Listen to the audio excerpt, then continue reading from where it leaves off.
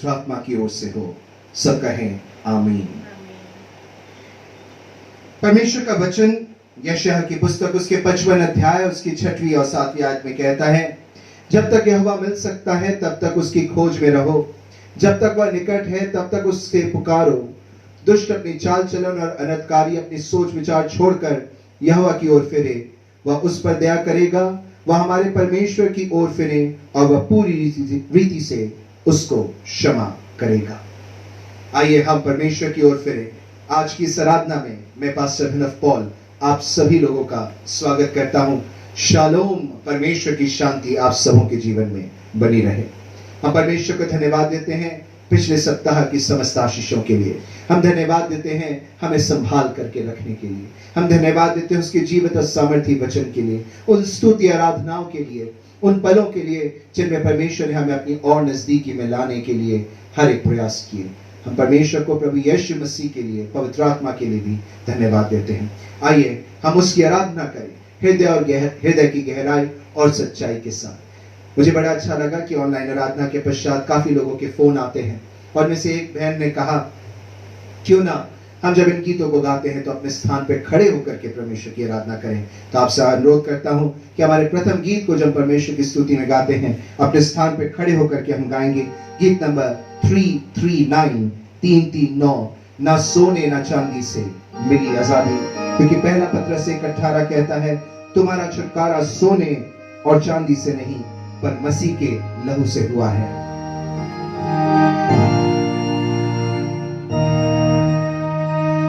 ना सोने ना चांदी से मिली आजादी, ना दुनिया की दौलत से मिली नजात। सलीब का खून मेरी आपकी चट्टान है और मुझे की मौत मुझे देती शिफा।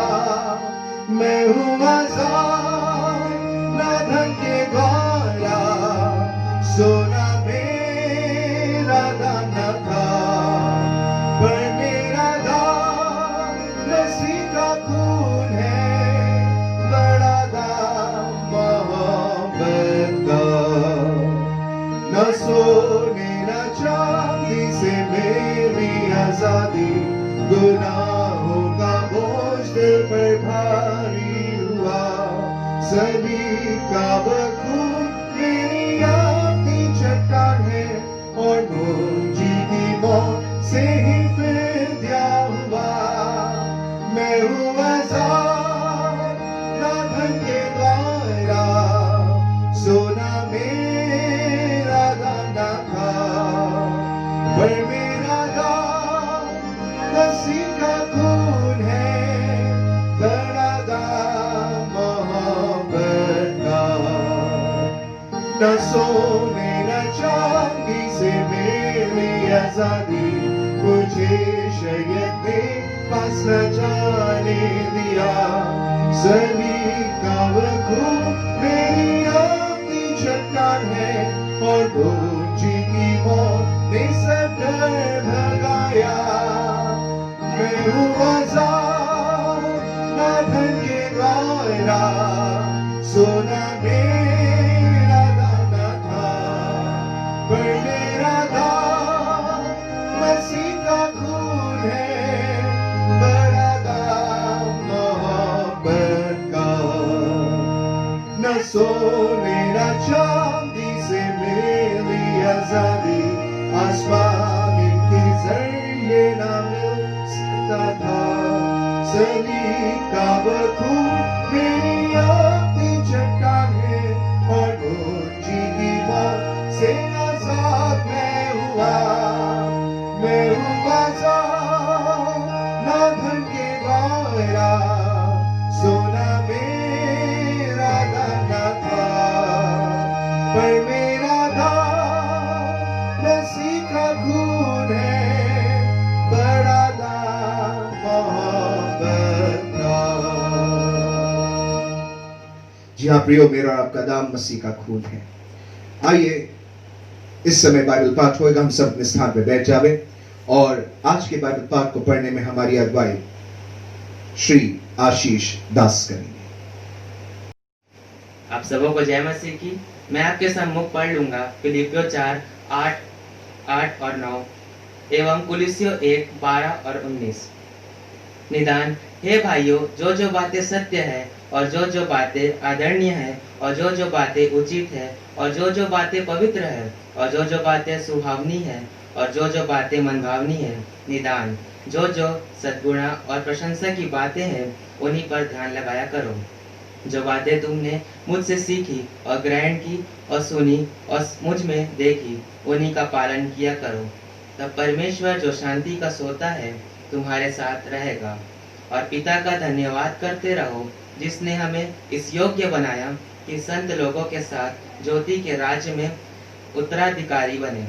उसी ने हमें अंधकार के वंश से छुड़ाकर अपने प्रिय पुत्र के राज्य में प्रवेश कराया, जिसमें हमें छुटकारा अर्थात पापों की क्षमा प्राप्त होती है। वह तो आदर्श परमेश्वर का प्रतिरूप और सारी सृष्टि में पहलौठा है, क्योंकि उसी में सारी वस्तुओं की सृष्टि हुई, स्वर्ग की हो अथवा पृथ्वी की, देखी या अनदेखी, या सिंहासन, क्या प्रभुताएं, क्या प्रधानताएं, क्या अधिकार, सारी वस्तुएं उसी के द्वारा और उसी के लिए सृजी गई है। और वही सब वस्तुएं में प्रथम है और सब वस्तुएं उसी में स्थिर रहती है। और वही देह अर्थात कलीसिया का सिर है। वही आदि है और मरे हुओं में से जी उठने वालों में पहलौठा, कि सब बातों में वही प्रधान ठहरे। क्योंकि पिता की प्रशंसा इसी में है कि उसमें सारी परिपूर्णता वास करे। परमेश्वर इस जीवित वचन पर आशीष दे। आमीन। परमेश्वर अपने वचन के पढ़े और सुने जाने पर आशीष देवे। इस समय होगा कि हम अपना मन प्रार्थना में लगाएंगे और हमारी प्रार्थना में अगुवाई श्रीमती रीना हीराधर करेंगी। आइए दुआ करें। पवित्र पवित्र पवित्र सर्व सामर्थी राजाओं के राजा जीवित पिता परमेश्वर, बड़ी नम्रता, दीनता और धन्यवादित हृदय से एक बार फिर से आपके कदमों में आते हैं। धन्यवाद देते हैं पिता परमेश्वर कि आप हमारी हिफाजत करते हैं, हमें संभालते हैं। खुदावंत, हम आपका गुणानुवाद करते हैं, क्योंकि केवल आप ही आदर, महिमा और गुणानुवाद के योग्य हैं। पिता परमेश्वर, दिन को बादल का खंभा और रात को अग्नि के प्रकाश के रूप में हमारी अगुवाई करने वाले, अपने पंखों की आड़ में छुपा कर रखने वाले रक्षक, संकट में अति सहज से मिलने वाले सहायक, हम आपकी वंदना करते हैं। पिता परमेश्वर, हर बातों में, हर चीजों में हमें संभालने वाले खुदा, पिता परमेश्वर, इस हादसों और दुर्घटनाओं भरी दुनिया में आपने आज तक हमें जीवित और सुरक्षित रखा है। हम आपके नाम का धन्यवाद करते हैं। इस भीषण महामारी कोरोना के समय भी हम और हमारे एक एक परिचित और एक एक प्रिय और जितनों को हम जानते हैं, सब सुरक्षित आपके पंखों तले हैं। प्रभु जी, हम आपके नाम का धन्यवाद करते हैं। हमारा चित्र अपनी हथेली में खोद कर बनाने वाले, हमें कभी नहीं भूलने वाले और पिता परमेश्वर, हमारे लिए हर एक कार्य, हर एक असंभव को संभव करने वाले पिता, हम आपके नाम का जय जयकार करते हैं। खुदावंत, हर एक देवताओं में महान, हर एक असंभव को संभव करने वाले पिता परमेश्वर, बड़ी नम्रता और दीनता से आज के दिन हम आपके कदमों पे आते हैं और आपसे विनती करते हैं पिता परमेश्वर, हमारा सहायक और रक्षक रहे प्रभु। अपनी इच्छा अनुसार हमें चलाए प्रभु जी, और जिस जिस रास्ते में आप चाहते हैं प्रभु, हम उसमें बढ़ने वाले हो सके। धन्यवाद देते हैं पिता परमेश्वर आपकी इस महान दया के लिए प्रभु जी, कि आपने हमें चुनकर ऐसे समाज में रखा है जिसे आपने अपना निज भाग कहा है। खुदावंत, अच्छी कलीसिया दी है, ऐसे परिवार दिए हैं जहाँ पर हम स्वतंत्रता पूर्वक आपकी आराधना कर सकते हैं।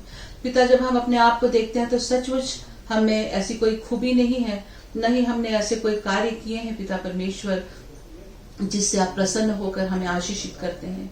खुदावंत, हमारी अनेक भूलों के बाद, हमारी अनेक गलतियों के बाद भी बाप आसमानी हमारी गिरी हुई दशा से उठाकर आप हमें आशीषित करते हैं। हम आपके नाम को जय जयकार करते हैं। पिता परमेश्वर, हम अपनी कलीसिया को, कलीसिया के हर एक पदाधिकारियों को आपके सामर्थ्य हाथों में सौंपते हैं प्रभु जी। आपसे विनती, प्रार्थना, निवेदन करते हैं खुदावंत, अपनी बुद्धि और अपने ज्ञान में भरपूर करना पिता परमेश्वर, की जो भी फैसला लें कलीसिया के हित में हो प्रभु जी। और पिता परमेश्वर, सब एक साथ आगे बढ़ते चले जाएं।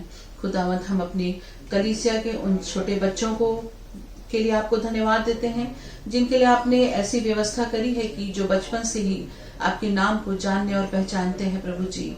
और पिता परमेश्वर, आपकी आज्ञाओं को मानते, आपकी शिक्षाओं को ग्रहण करते हैं। खुदावंत उन्हें पिता परमेश्वर सीधे पौधे करके लगाए प्रभु जी, कि आगे बढ़कर वो छायादार वृक्ष हो सकें और अपने समय में अपनी ऋतु में फलें फूलें और लोगों के लिए आनंद का कारण बन सकें। उन सारे टीचर्स को जो संडे स्कूल की जिम्मेदारियां उठाते हैं आपके हाथ में सौंपते हैं और उनके जीवन में आपसे आशीष मांगते हैं। पिता, हम अपने समाज के जवानों को भी आपके हाथ में सौंपते हैं। खुदावंद बापा आसमानी, बहुत धन्यवाद देते हैं कि हमारे जवान अपनी जवानी के दिन में आपको स्मरण रखते हैं, आपके साथ उपस्थित रहना, आपकी हुजूरी में बैठना पसंद करते हैं, आपके लिए गानों को गाना, आपके लिए स्तुति करना, आराधना करने, आपके वचन को का प्रचार करने में खुश रहते हैं प्रभु जी। पिता, इन्हें आशीषित करिएगा प्रभु, विशेष करके खुदावन जो अपनी नौकरियों की तलाश में हैं, जो हायर स्टडीज के लिए बाहर गए हैं, सबों की आप रक्षा करें प्रभु। अपने पंखों की आड़ में आप एक एक को सुरक्षित रखें। विशेष विनती करते हैं उन जवान बेटे और बेटियों के लिए जो अन्य जातियों के बीच में रहकर नौकरी करते हैं या स्टडी करते हैं। खुदावंत, कोई भी बात उनके ऊपर हावी होने ना पाए प्रभु जी। और पिता परमेश्वर, कोई भी अपने रास्तों में उनको खींच कर ले जाने वाला न हो सके, बल्कि आपके लिए प्रभु वो अन्य आत्माओं को जीतने वाले हो सके। आप ऐसी दया करिएगा। हम अपने कलीसिया की महिलाओं को भी आपके हाथ में सौंपते हैं। पिता परमेश्वर, जो परिवार की धुरी रहती है, पिता परमेश्वर उन्हें अपनी सामर्थ्य, बुद्धि और ज्ञान से परिपूर्ण करिएगा। प्रार्थना का जीवन दीजिएगा प्रभु जी, कि अपने घुटनों पर आकर आपके अपने परिवार को आपके सामने उपस्थित रहने योग्य बना सकें। प्रभु, हम हर एक पुरुषों को आपके हाथ में सौंपते हैं, जिन्हें अपने परिवार की भरण पोषण और देख रेख की जिम्मेदारी सौंपी है। खुदावंत, इन्हें भी अच्छे स्वास्थ्य से भरपूर रखें प्रभु जी। अपनी नौकरियों में आने जाने में आप इनकी हिफाजत करें, इनके काम कमाई को आप आशीषित करें पिता परमेश्वर, और दीर्घायु जीवन से तृप्त करें प्रभु। अपने कलीसिया के हर एक बुजुर्गों को आपके हाथ में सौंपते हैं। आपका वचन कहता है, पके बाल शोभायमान मुकुट है। खुदावंद बापा आसमानी, दीर्घायु जीवन दे प्रभु जी, और बुजुर्गियत की हर एक तकलीफ और परेशानियों से और बीमारियों और आफतों से आप इन्हें बचाए रखें। हर कमजोरी दुर्बलता को इनके जीवनों से दूर करें, अच्छा स्वास्थ्य प्रदान करें। विशेषकर हर प्रकार के कोरोना के इन्फेक्शन से आप इन्हें बचाए रखें प्रभु जी। अपने साथ आगे बढ़ाता ले चलें पिता परमेश्वर। हम इस संगति के लिए आपका धन्यवाद करते हैं, जबकि ऐसे समय में हम आपके आराधनालय नहीं आ पाते हैं, लेकिन खुदावंत, पहले से आपने हमारे लिए ऐसी व्यवस्था कर रखी है कि ऑनलाइन के माध्यम से पिता परमेश्वर हम सब एक जगह हो पाते हैं प्रभु, और आप में एक हो पाते हैं और आपकी स्तुति और आराधना कर पाते हैं। खुदावंत, इसमें इसके लिए धन्यवाद देते हैं प्रभु जी। आपके पुत्र के सेक्रीफाइस को हम याद करते हैं प्रभु, आपके सेक्रीफाइस को हम याद करते हैं पिता परमेश्वर। होने दीजिएगा कि इसके महत्व को हम समझें और बड़ी लगन के साथ और गंभीरता के साथ शुद्ध हृदय से इसमें शामिल होने वाले हो सकें पिता परमेश्वर। बहुत से स्थान है जहाँ पे आपकी स्तुति और आराधना हो रही है, हर एक स्थान पर आप उतरे प्रभु जी और अपनी आशीषों को भरपूरी से उड़े लें पिता परमेश्वर। हम बहुत धन्यवाद देते हैं कि हम खुल के आपकी स्तुति और आराधना कर सकते हैं, लेकिन अनेक स्थानों पे ऐसा नहीं हो पाता है पिता परमेश्वर। बहुत ही कष्ट उठाए जाते हैं प्रभु जी। विशेषकर उन पास्टर्स और प्रचारकों को आपके हाथ में सौंपते हैं जो दुख उठाकर जगत के कोने कोने तक आपके सुसमाचार का प्रचार करते हैं। उनके जीवनों की हिफाजत करें प्रभु जी, उनके परिवार की हिफाजत करें प्रभु। किसी भली वस्तु की कमी घटी उनके जीवनों में होने ना पाए, उनके खत्ते भरे पूरे और सदा उमड़ते हुए होने पाए प्रभु जी। कि बड़े विश्वास से पिता परमेश्वर आपके नाम का प्रचार वो जगत के कोने तक कर सकें पिता परमेश्वर। अपने देश के पदाधिकारियों को भी आपके हाथ में सौंपते हैं प्रभु जी। आप सभी आदर के योग्य हैं, आपकी आज्ञा के अनुसार हम उनका आदर सम्मान करते हैं और आपसे विनती करते हैं प्रभु जी, उन्हें भी अपनी बुद्धि और ज्ञान से भरपूर करिए प्रभु जी, कि पिता परमेश्वर वो इस देश को सही और उचित रीति से चलाने वाले हो सके प्रभु जी। पिता परमेश्वर, अपने पड़ोसी मुल्कों को आपके हाथ में सौंपते हैं। हमारे देश को हमारे पड़ोस के मुल्कों से बचाए रखें, उनकी बुरी नजरों से हमारी हिफाजत करें। विशेषकर चीन और पाकिस्तान को आपके हाथ में सौंपते हैं प्रभु जी। पिता परमेश्वर, हमारे देश की आप हिफाजत करें खुदावन बापा आसमानी, और आगे बढ़ाता ले चलें। हमारे देश को हर एक प्रकार के नक्सलवाद से, आतंकवाद गतिविधियों से आप बचाए रखें पिता परमेश्वर। खुदावन पिता, हम धन्यवाद देते हैं उन सारे चिन्हों और चमत्कारों के लिए जो हमें ये बताते हैं पिता परमेश्वर कि अंत के दिन आ चुके हैं और आपका आना कितना निकट है प्रभु।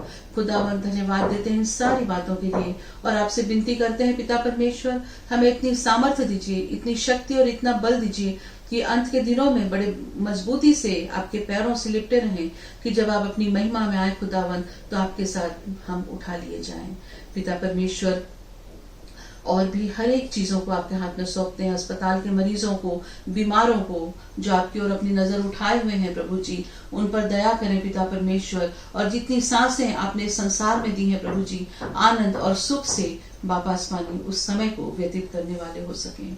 पिता परमेश्वर, एक बार फिर से हम अपनी पूरी कलीसिया को, अपने पूरे मसीही समाज को और पिता समाज के हर एक परिवारों को, परिवार के हर एक सदस्यों को आपके हाथ में सौंपते हैं। इन अंत के दिनों में प्रभु जी एक एक के विश्वास की आप रक्षा करें प्रभु, आपके बताए हुए रास्तों पे हम चलने वाले हो सके, अपने दर्शन के माध्यम से हमारी अगुवाई करें प्रभु जी। हर बातों के लिए आपको धन्यवाद देते हैं। आगे की शेष आराधना को आपके हाथ में सौंपते हैं, वक्ता को आपके हाथ में सौंपते हैं जो बीज लेकर आए हैं प्रभु जी।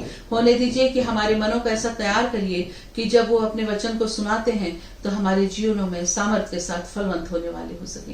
हर एक बातों को धन्यवाद के साथ आपके हाथ में सौंपते हैं और विनती करते हैं हमारे विश्व को, हमारे इस प्लेनेट को प्रभु जी, इस कोरोना वायरस से आप बचाएं प्रभु जी, छुड़ाएं खुदावन। ऐसी बारिश करें प्रभु, ऐसी बारिश करें पिता परमेश्वर अपने रहम की, कि इस धरती से इस कोरोना वायरस का नाश हो जाए। हर बातों के लिए फिर से एक बार आपको धन्यवाद देते हैं, सारी आदर महिमा आपको देते हैं और विनती आपके प्रिय पुत्र हमारे उद्धारकर्ता मसीह के नाम से मांगते हैं, सुनकर कबूल करिए, आमीन।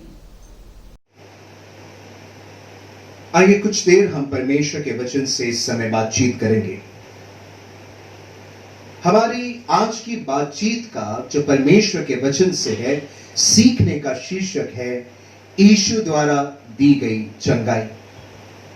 जब हम बाइबल को पढ़ते हैं तो हम प्रभु यीशु मसीह के जीवन पर इन सुसमाचार की पुस्तकों के द्वारा गहन अध्ययन को कर पाते हैं। प्रभु यीशु मसीह के इस संसार में देह रूप में रहते हुए उनके किए हुए समस्त कार्यों में न सिर्फ उनके द्वारा बताए गए दृष्टांत व शिक्षाएं, परंतु उनकी चंगाई देने की जो प्रक्रिया थी वो भी बड़ी विशिष्ट थी। यीशु ने जब भी कोई कार्य किया है वो किसी विशेष योजना या किसी विशेष अभिप्राय के साथ में किया है। यीशु का चंगाई देना भी और उसमें इन्वॉल्व प्रक्रिया भी मुझसे और आपसे बड़ी ही गहरी बातें करती है। और आज कुछ ऐसी ही बात को मैं और आप जानेंगे, समझेंगे और परमेश्वर के वचन से आशीषित होंगे। बाइबल कहती है मरकुस रचित सुसमाचार उसके 2 अध्याय और 17वीं आयत में कि यीशु ने कहा, भले चंगों को वैद्य की आवश्यकता नहीं परंतु बीमारों को है। मैं धर्मियों को नहीं परंतु पापियों को बुलाने आया हूं। प्रभु यीशु मसीह का यह स्पष्ट कहना था कि सुनो, मैं इस संसार में बीमारों को चंगाई देने आया हूं और जिस बीमारी से तुम ग्रसित हो वो पाप है। और उस बीमारी से अगर कोई तुम्हें छुड़ा सकता है तो मैं स्वयं यीशु हूं। आज से एक दिन पूर्व जो इंग्लिश की मैंने आराधना ली उसमें मैंने पाप के विषय में ही बात करी है और मैंने इस बात को बताया कि पाप का अर्थ होता है परमेश्वर की इच्छा के विरुद्ध काम करना। परमेश्वर की इच्छा है कि तुम उससे भी प्रेम रखो और किससे भी प्रेम रखो, मनुष्यों से भी प्रेम रखो। क्योंकि जब यीशु से पूछा गया कि सबसे बड़ी आज्ञा क्या है तो यीशु कहता है कि तुम परमेश्वर से प्रेम रखना। और फिर दूसरी आयत में कहता है कि सुनो, अपने पड़ोसी से अपने समान भी तुम क्या करना, प्रेम करना। आज इस संसार में ऐसा कोई नहीं है प्रभु यीशु मसीह के अलावा जिसने परमेश्वर से और मनुष्य से दोनों के साथ साइमल्टेनियसली प्रेम रखने का एक बहुत ही अच्छा उदाहरण प्रस्तुत किया। और इसलिए पाप से अगर मुझको और आपको बचना है तो परमेश्वर की इच्छा को पूरी मुझको और आपको करना होगा। इसके लिए मुझे प्रभु यीशु मसीह की सहायता की जरूरत है, क्योंकि पाप एक दलदल के समान है। आप जानते हैं दलदल कैसा होता है। अगर दलदल से आप निकलने का प्रयास करते हो स्वयं तो आप उसमें डूबते चले जाते हो। अगर आप दलदल से निकलने का प्रयास नहीं करते हो तो भी आप उसमें डूबते चले जाते हो। दोनों ही परिस्थिति में आप डूब रहे हैं। तब तक डूबते हैं जब तक कोई बाहर से आपको उसमें से बचाने के लिए नहीं आता है। उसी तरीके से पाप एक दलदल है जिससे सिर्फ प्रभु यीशु मसीह मुझको और आपको बचा सकता है। लेकिन यीशु ने स्वयं कहा कि मैं बीमारों को चंगाई देने आया हूं। और जैसे कि मैंने संदेश के प्रारंभ में कहा कि परमेश्वर के यीशु मसीह के जीवन की जो घटनाओं का वर्णन है, उन घटनाओं में यीशु द्वारा दी गई चंगाइयों का भी एक विशेष स्थान है। और एक चंगाई की ऐसी प्रक्रिया है जो मुझको और आपको बहुत विस्मित कर देती है। एक ऐसी प्रक्रिया है जो मुझको और आपको थोड़ा सोचने पे मजबूर कर देती है, और वो है यीशु द्वारा उस लहू बहने वाली स्त्री को चंगाई देना। आइए बाइबल में हम चलते हैं मरकुस रचित सुसमाचार की पुस्तक, उसके 5वें अध्याय और उसकी 25 आयत से लेकर के 34वीं आयत तक। इसे मैं आपके सामने पढ़ता हूं। एक स्त्री थी जिसको 12 वर्ष से लहू बहने का रोग था। उसने बहुत वैद्यों से बड़ा दुख उठाया और अपना सब माल व्यय करने पर भी उसे कुछ लाभ ना हुआ, परंतु और भी रोगी हो गई थी। वह यीशु की चर्चा सुनकर भीड़ में उसके पीछे से आई और उसके वस्त्र को छू लिया, क्योंकि वह कहती थी, यदि मैं उसके वस्त्र ही को छू लूंगी तो चंगी हो जाऊंगी। और तुरंत उसका लहू बहना बंद हो गया और उसने अपने देह में जान लिया कि मैं उस बीमारी से अच्छी हो गई हूं। यीशु ने तुरंत अपने में जान लिया कि मुझ में से सामर्थ निकली है, और भीड़ में पीछे फिरकर पूछा, मेरा वस्त्र किसने छुआ? उसके चेलों ने उससे कहा, तू देखता है कि भीड़ तुझ पर गिर पड़ती है और तू कहता है कि किसने मुझे छुआ? तब उसने उसे देखने के लिए जिसने यह काम किया था चारों ओर दृष्टि की। तब वह स्त्री जानकर कि मेरी कैसी भलाई हुई है, डरती और कांपती हुई आई और उसके पांव पर गिरकर उससे सब हाल सच सच कह दिया। उसने उससे कहा, पुत्री, तेरे विश्वास ने तुझे चंगा किया है, कुशल से जा और अपनी इस बीमारी से बची रहे। इस अंश को जब मैं पढ़ता हूं तो उसे पढ़ते समय मुझे यहां पर उस स्त्री को चंगाई मिलती हुई दिखती है।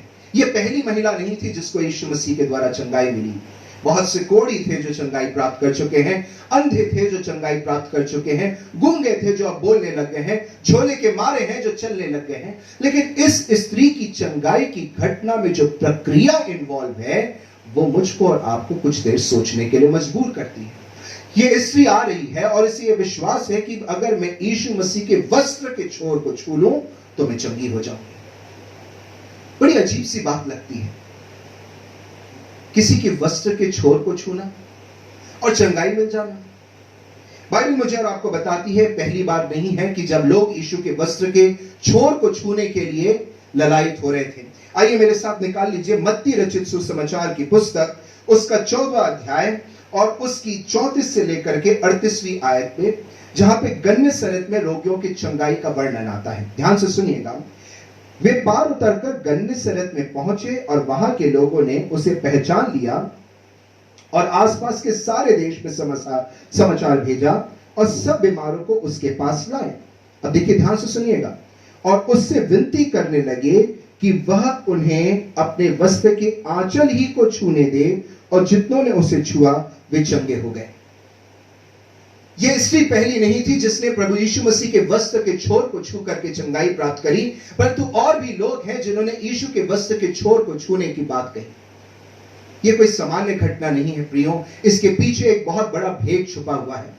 प्रभु के बड़े ही अच्छे दास मरहूम रवि ज़कारिया सर ने कहा था कि जहां पे आपको बाइबल में कुछ सोचने पे मजबूर करने वाली बात नजर आए, वहां और गहन अध्ययन में पहुंच जाना, क्योंकि परमेश्वर एक अद्भुत भेद को वहां प्रकट करने वाला है। और वैसे ही कुछ परमेश्वर ने मेरे और आपके लिए किया।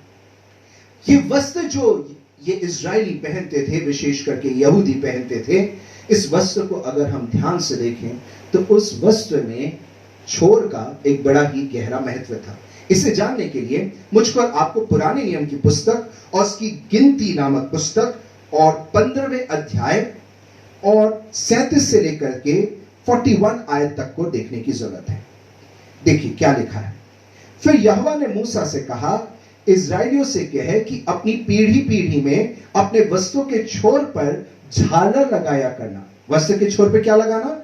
झालर लगाया करना। और एक छोर की झालर पर एक नीला फीता लगाया करना, और वह तुम्हारे लिए ऐसी झालर ठहरे जिससे जब जब तुम उसे देखो तब तब यहोवा की सारी आज्ञाएं तुमको स्मरण आ जाएं और तुम उनका पालन करो और तुम अपने अपने मन और अपनी दृष्टि के वश में होकर व्यभिचार ना करते फिरो जैसे करते आए हो, परंतु तुम यहोवा की सब आज्ञाओं को स्मरण करके उनका पालन करो और अपने परमेश्वर के लिए पवित्र बनो।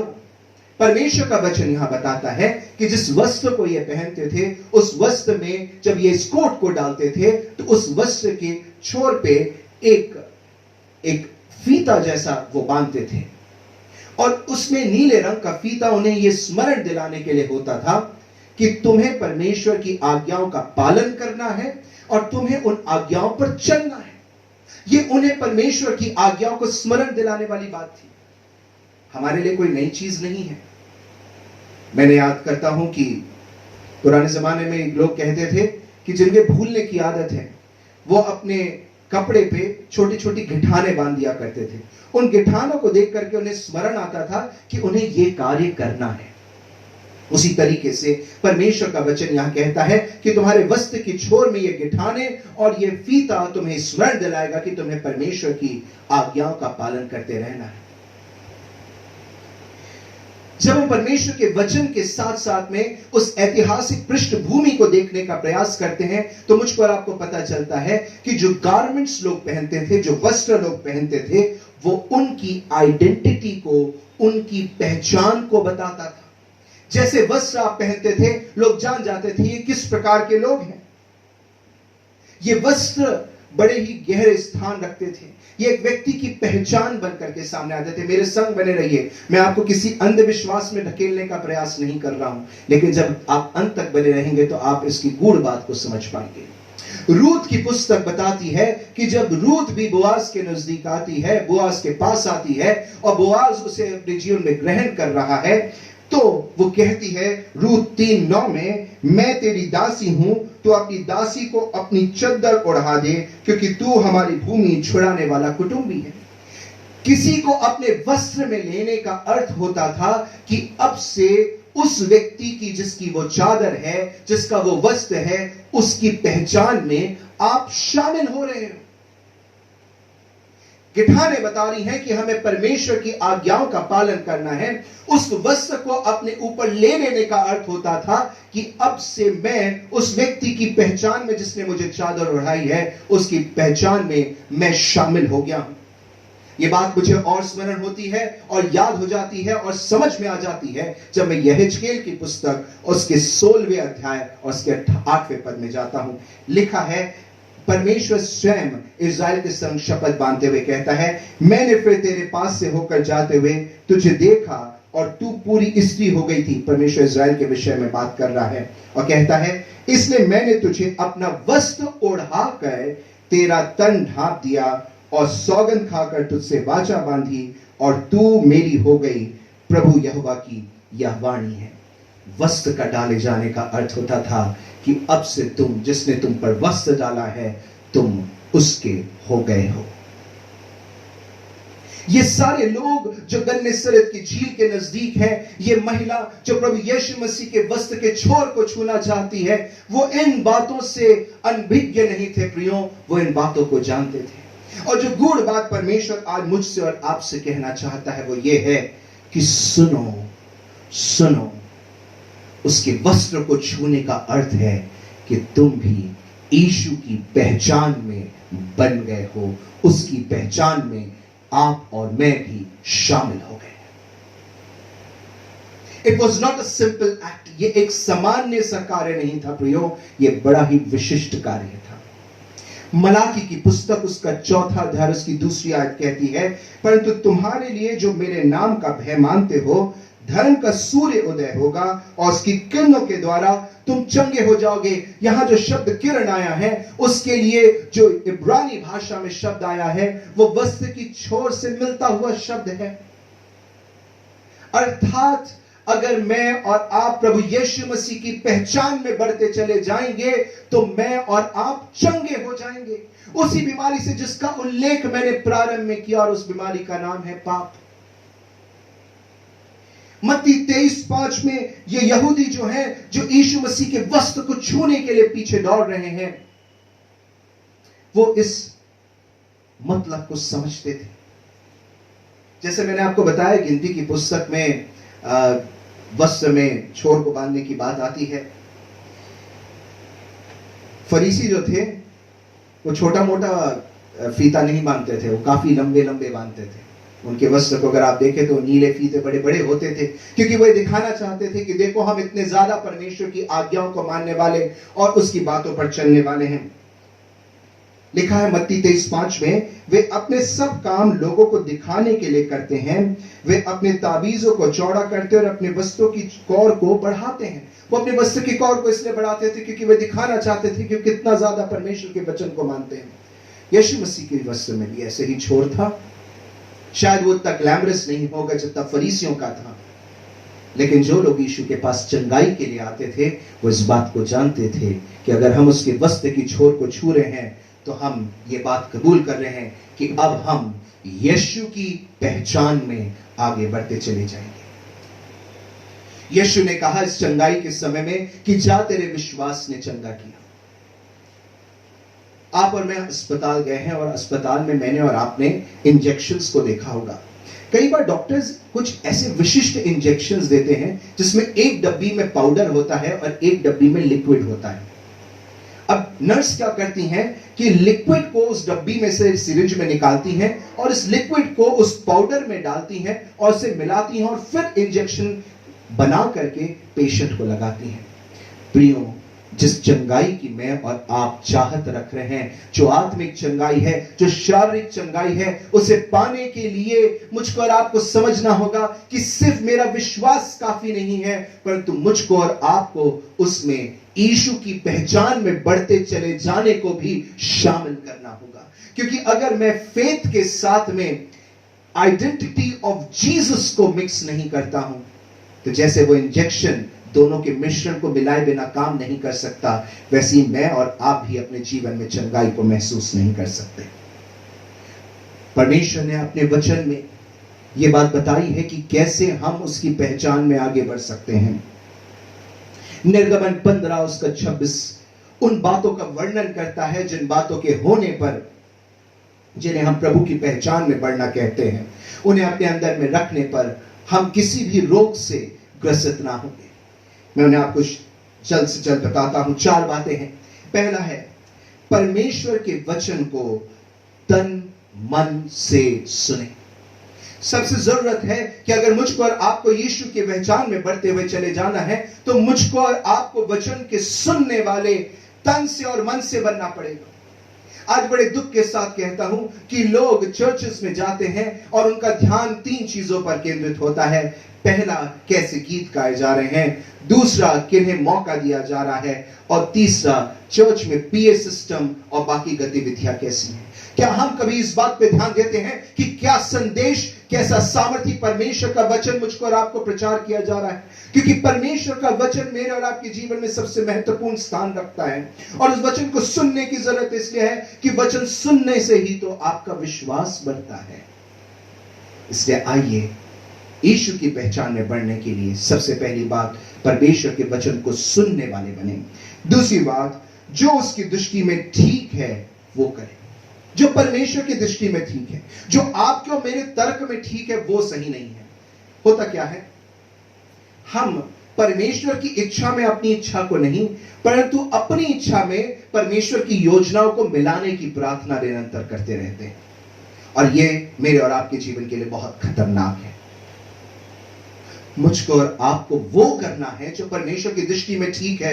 हो सकता है आपका करप्शन करना, हो सकता है आपका अवैध तरीकों से अपनी इच्छाओं की पूर्ति करना, भली इच्छाओं की पूर्ति करना आपको ठीक लगता है, लेकिन सोच करके तौल करके देखिए कि क्या वो आपके परमेश्वर की और मेरे परमेश्वर की दृष्टि में ठीक है। जिस तरीके से मैं और आप अपना जीवन जीते हैं, जिस जीवन शैली को मैं और आप जी रहे हैं, उसको हम अपने तर्क से सही बताने की कोशिश करते हैं। अपने उठने का समय, अपने बैठने का समय, अपने खाने का समय, अपने जीवन जीने की स्टाइल को हम अपने आज के तर्क से सही बैठाते हैं। लेकिन परमेश्वर का वचन कह रहा है कि अगर यीशु की पहचान में तुम्हें बढ़ना है तो सुनो, ये देखो कि क्या वो जीवन स्टाइल जो आप जी रहे हो वो परमेश्वर की दृष्टि में ठीक है। आप हो सकता है जो वस्त्र पहन रहे हो वो आपके तर्क के हिसाब से ठीक है, लेकिन क्या वो परमेश्वर के वचन के हिसाब से ठीक है? जैसी नौकरी आप कर रहे हो, जिस तरीके से आप अपने परिवार का निर्वहन कर रहे हो, वो हो सकता है आपकी दृष्टि में ठीक हो, लेकिन क्या वो परमेश्वर की दृष्टि में ठीक है कि नहीं है, ये तो सोचना पड़ेगा ना। क्योंकि परमेश्वर की दृष्टि में क्या ठीक है वो करना जरूरी है। आपकी और मेरी दृष्टि में तो क्या ठीक है वो तो कभी सही हो नहीं सकता, क्योंकि मैं और आप तो बदलते हुए लोग हैं। रोमियो की पुस्तक उसका 7वां अध्याय कहता है कि मनुष्य के जो मन में जो कुछ भी है वो बुरा ही है। वो वचन कहता है कि करना तो मैं अच्छा चाहता हूं परंतु कर नहीं पाता, क्योंकि मेरे अंदर तो सारी मलिनताएं शामिल हैं। थोड़ी देर अपने जीवन के अंदर झांक करके देखिए, क्या हम वो कर रहे हैं जो परमेश्वर की दृष्टि में ठीक है, या हम वो कर रहे हैं जो सिर्फ हमारी दृष्टि में ठीक है और परमेश्वर को तर्क देकर के मनाने की कोशिश कर रहे हैं कि प्रभु आप मेरी बात को मान लीजिए। तीसरी बात, यीशु की समानता में, उसकी आइडेंटिटी में, उसकी पहचान में आगे बढ़ने के लिए उसकी आज्ञाओं पर कान लगाना पड़ेगा। कान लगाने का अर्थ होता है ध्यान से सुनना, ध्यान लगाना। हम आज्ञाओं पर कान क्यों नहीं लगा पाते? क्योंकि हमने कभी भी नीति वचन 1:7 को समझा नहीं। नीति वचन 1:7 कहता है परमेश्वर का भय मानना बुद्धि का मूल है। परमेश्वर का भय मानना होता क्या है? परमेश्वर का भय मानना, नीति वचन 8 बताता है, पाप से घृणा करना है। अगर मैं और आप उसी इंटेंसिटी के साथ में पाप से घृणा कर सकते हैं जिस इंटेंसिटी के साथ परमेश्वर कर रहा है, तो मैं और आप परमेश्वर का भय मान रहे हैं। और जब मैं और आप परमेश्वर का भय मानते हैं तो आज्ञा पालन करना आसान हो जाता है। यह तभी हो पाएगा जब मैं और आप यीशु के रक्त के बहाए जाने के दर्द को समझ सकते हैं, उसके मर्म को समझ सकते हैं। चौथी और अंतिम बात, अगर हम उसकी सब विधियों को माने। ये कौन सी विधियां हैं? ये विधि है पहली, अपने परमेश्वर से प्रेम करने की। ये विधि है अपने पड़ोसी से अपने समान प्रेम करने की। ये विधि है नए जीवन को प्राप्त करने की। ये विधि है अपने जीवन के बदलाव का सामाजिक रीति से बपतिस्मे के द्वारा प्रकटीकरण की। यह विधि है प्रभु यीशु मसीह की सलीबी मौत का और उसके जी उठने का प्रचार करने का प्रभु भोज के माध्यम से। यह विधि है दान देने की प्रक्रिया में आगे बढ़ने की। वो दान नहीं जो आपके तर्क से सही है, परंतु वो दान जो परमेश्वर अपने वचन में कहता है। आज सोचने की जरूरत है कि क्या हम परमेश्वर की विधियों को पूर्ण करने में लगे हुए हैं।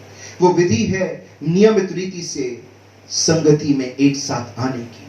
वो विधि है अपनी गवाहियों को शेयर करने की। वो विधि है सुसमाचार का प्रचार करने की। क्या इन विधियों को पूरा करने में हम लगे हुए हैं, या फिर हम रूढ़िवादी विधियों में लगे हुए हैं जिनका कोई अर्थ नहीं है, जिनके लिए परमेश्वर कहता है कि ये ढकोसले की हैं, ये बर्डन वाली हैं, इनको तो तुम पूरा नहीं कर सकते, जिन्हें तुम दूसरों पर थोपने की कोशिश करते हो। क्या ये फरीसियों के समान हमारी रीति विधियां तो नहीं? प्रियों, आइए उस यीशु की पहचान में बढ़ते चले जाएं, क्योंकि जिस चंगाई की मैं बात कर रहा हूं, जो चाहे आत्मिक हो चाहे शारीरिक हो, वो तभी संभव है जब विश्वास के साथ में यीशु की पहचान में बढ़ते चले जाना शामिल हो।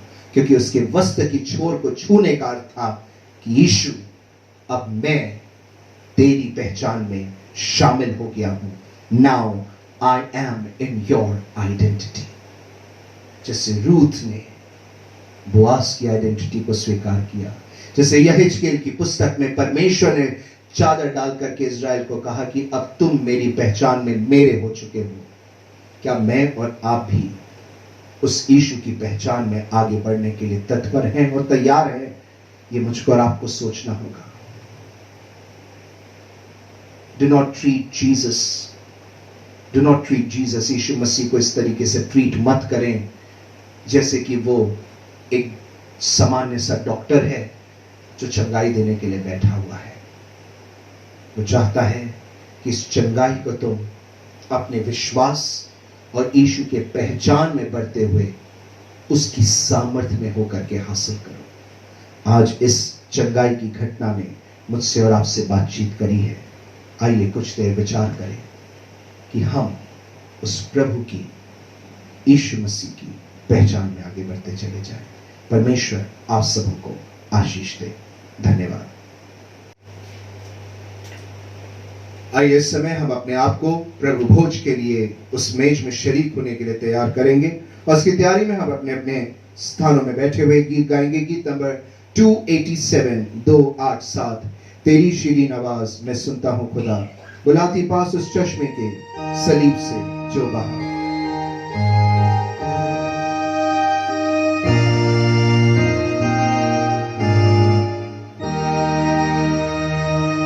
तेरी शीरीन आवाज मैं सुनता हूँ खुदा, बुलाती पास उस चश्मे के सलीब से जो बहा।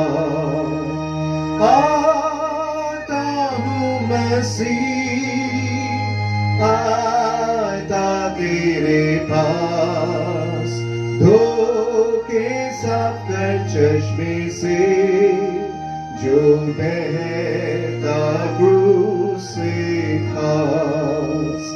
आधा कमजोर लाचार देख मेरी हालत को, नजासत से कर पाक और साफ, कि एक भी दाग ना हो।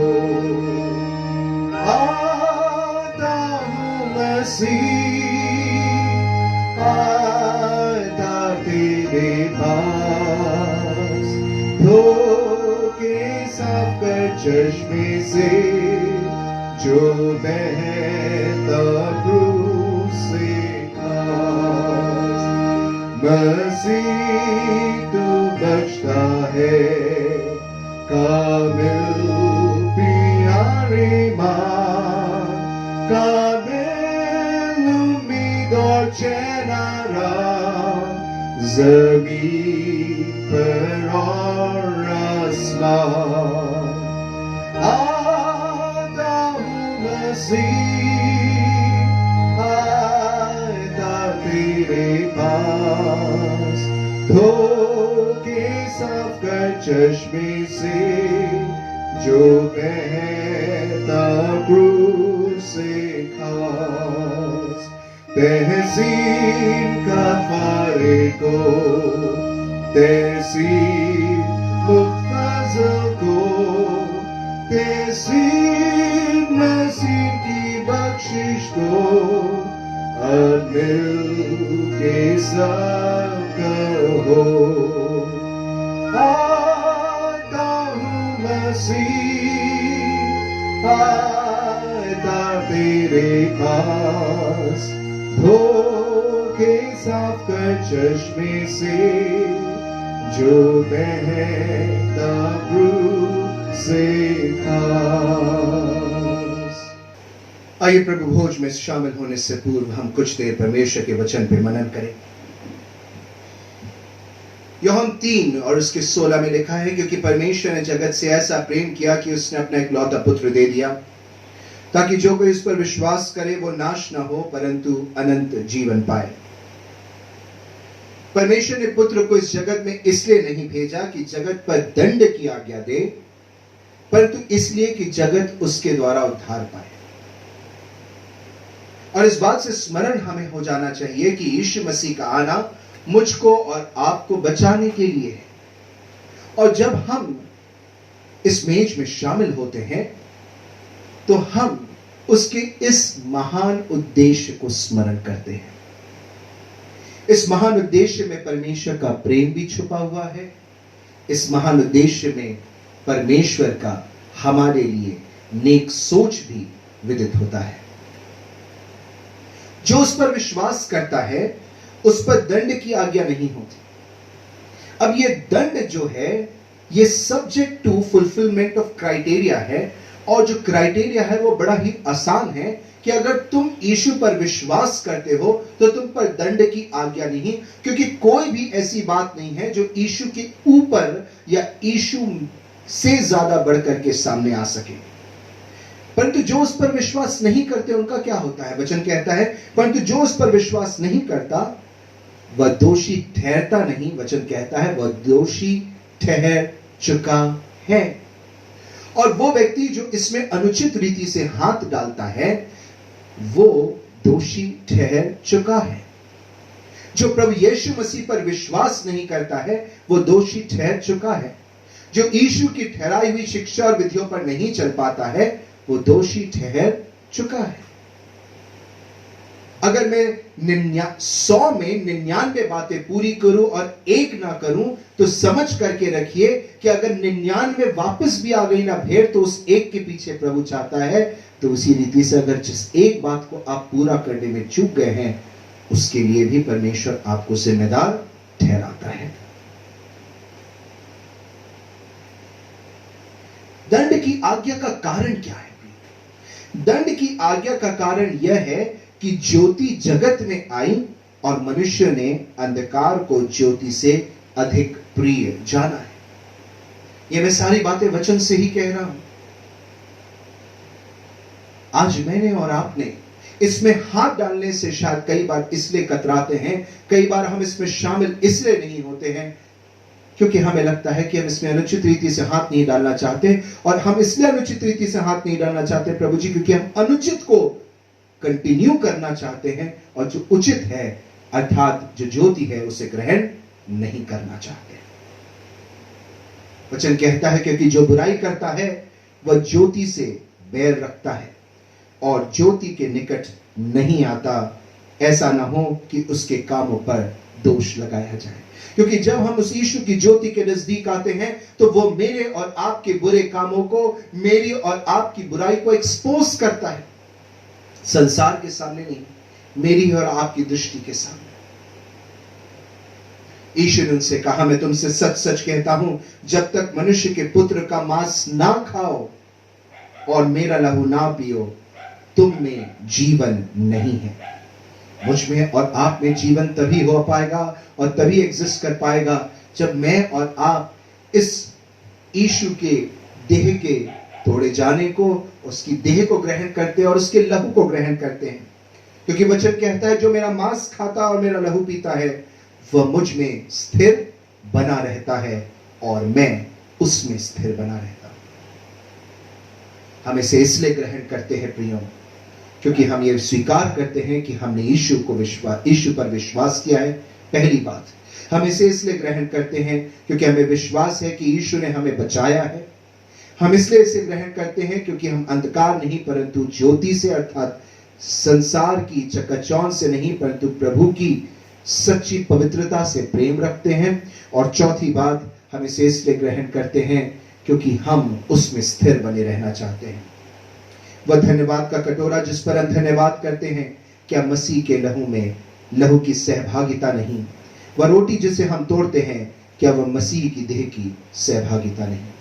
आज मैं आपसे आह्वान करता हूं कि हम उसकी देह और उसकी लहू की सहभागिता में जब आगे बढ़ते हैं तो आइए इन बातों को हम स्मरण रखें। हम आइए इसके लिए परमेश्वर को धन्यवाद देंगे।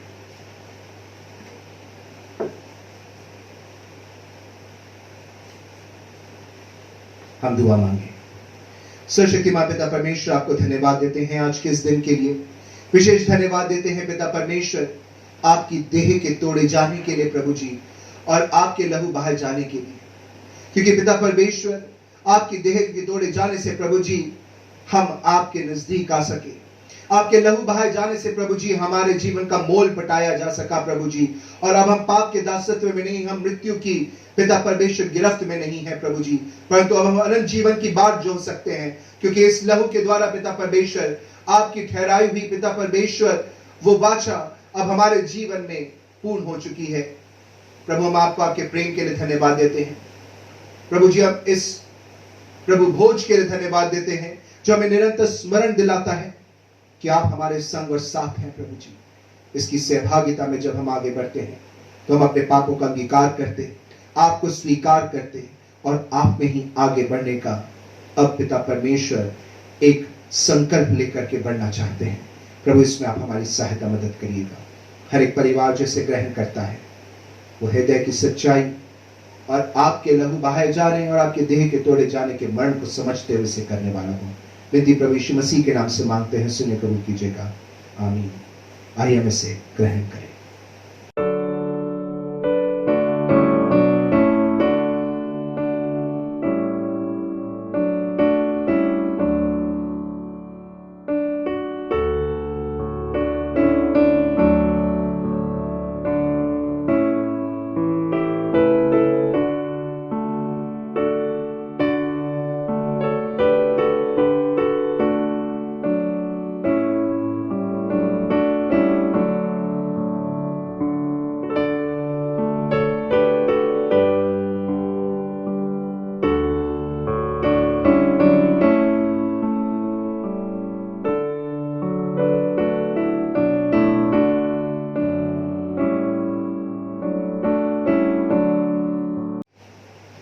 आइए वो प्रार्थना जो प्रभु ने अपने शिष्य को सिखाई, हम सब एक साथ मिलकर के करें।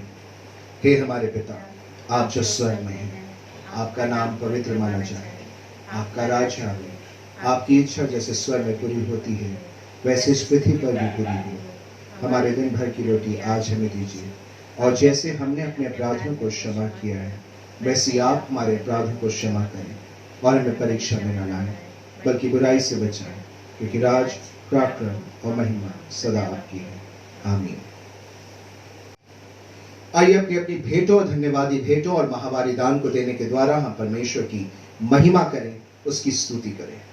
कई लोग सोचते हैं दान क्यों देना है? ये दान इसलिए देना है ताकि हम परमेश्वर की समानता में आगे बढ़ते चले जाए, क्योंकि परमेश्वर की इच्छा ये है कि हम उसी रूप में रहें जैसे हम अदन की वाटिका में सिरजे गए थे, और वो रूप था देने वाला स्वरूप, संकुचित और संकोच करने वाला स्वरूप नहीं। आइए हम अपने दिलों को खोलें और उस दो दमड़ी डालने वाली के समान अपने जीवन से सच्चे दान को देने वाले बने। अगर हम अपने जीवन से देना सीखते हैं, चाहे वो धन हो, चाहे वो समय हो, तो हम परमेश्वर के स्वरूप में आगे बढ़ते चले जाते हैं। आने वाले हफ्ते की सूचनाओं से भी आपको अवगत कराना चाहता हूं। आने वाले हफ्ते की सूचना इस प्रकार से है कि हमारी सारी ऑनलाइन गतिविधियां जैसे अपने सुचारू समय में चलती हैं वैसे ही चलती रहेंगी। CYF वेडनेसडे शाम 7 बजे होगी। महिला सभा फ्राइडे संध्या 6 बजे online disciples of Christ church के पेज पर अवेलेबल होगी। साथ ही साथ फेसबुक पे अवेलेबल होने के साथ यूट्यूब पे मेरे अकाउंट पे भी आपको वो मिल सकेगी। इसके अतिरिक्त हमारी इंग्लिश सर्विस संध्या 7 बजे एवरी सैटरडे होती है, उसे भी आप स्मरण रखें, उससे आप देखें, उसमें से आप सीखने का प्रयास करें। संडे की आराधना हमारी ठीक 10:45 पर फेसबुक पर लाइव प्रीमियर होती है हमारी डिसाइपल्स ऑफ क्राइस्ट चर्च के पेज पर, और इसके साथ ही साथ में यूट्यूब पे भी उपलब्ध होती है। आप सभी उसे देखें और परमेश्वर को और अधिक रीति से जानने में इन आराधनाओं के माध्यम से हम अग्रसर होते चले जाएं।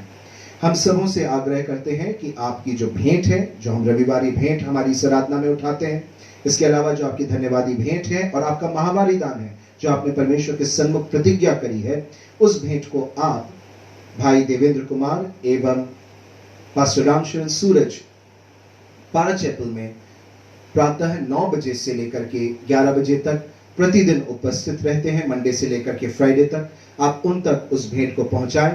आप अपने महावारी दान, अपने रविवारी दान और अपने धन्यवादी दान की रसीद उनसे प्राप्त कर सकते हैं। आइए देने में हम आगे बढ़ते चले जाएं, जैसा पौलुस ने कलीसिया से आह्वान भी किया था। परमेश्वर हम सबको आशीष देवे और हम सभी ऑनलाइन आराधनाओं में इसी रीति से शामिल होते रहें। अनुरोध करता हूं कि अब हम प्रार्थना के लिए अपना मन लगाएंगे। सबको जय मसीह की। आइए दुआ करते हैं। सर्वशक्तिमान पिता परमेश्वर, धन्यवाद देती हूँ खुदा, आपके चरणों के समीप आती हूँ आपके प्रिय बेटे यीशु मसीह के नाम से पिता पुत्र पवित्र आत्मा, धन्यवाद देती हूँ प्रभु जी कि आपने मुझे इस भेंट की प्रार्थना के लिए चुना मेरे खुदा बाप। धन्यवाद देती हूँ हृदय से प्रभु जी, आप हमारी कमी घटी को पूरी करते हो मेरे खुदा बाप। हृदय से धन्यवाद देते हैं मेरे खुदा बाप। जिन जिन हाथों ने प्रभु जी भेंट चढ़ाई है प्रभु जी, उसे ग्रहण करिएगा मेरे खुदा बाप। हाँ प्रभु जी, क्योंकि हम धन से ही नहीं प्रभु जी, अपनी देह आत्मा को भी प्रभु जी भेंट चढ़ाते हैं प्रभु जी, उसे भी ग्रहण करिएगा प्रभु जी, क्योंकि उत्तम आशीष देने वाले आप हो मेरे खुदा बाप। हम आपको क्या दें प्रभु जी, सब कुछ आप हमें देते हो मेरे खुदा बाप। सारी आशीषों को देने वाले मेरे पिता, हृदय से धन्यवाद देते हैं। सारी महिमा सारा आदर आपको देती हूँ मेरे खुदा। इस विनती को प्रभु यीशु मसीह के नाम से मांग लेती हूँ, सुनिए और कबूल करिएगा। आमीन आमीन। परमेश्वर आप सबको आशीष दे। जितने लोग हमारे संग आराधना में जुड़े रहे, समस्त उन लोगों को धन्यवाद देता हूं जो हमारा सहयोग करते हैं और इन आराधनाओं के लिए अपनी प्रार्थना, अपनी बाइबल रीडिंग और अपने संदेशों को भेजते हैं। परमेश्वर आप सबको आशीष दे। आइए हम अंत में आशीष की प्रार्थना के लिए अपने स्थान पर खड़े हो जाएं। और अब जो हमें ठोकर खाने से बचा सकता है, सद्वैत सर्वशक्तिमान पिता परमेश्वर का प्रेम, प्रभु यीशु मसीह का अनुग्रह, पवित्र आत्मा की शांति और सहभागिता हम सभी विश्वासियों के साथ अब से लेकर सदा तक बनी रहे। Amen. Thank you very much. May God bless each and every one of you.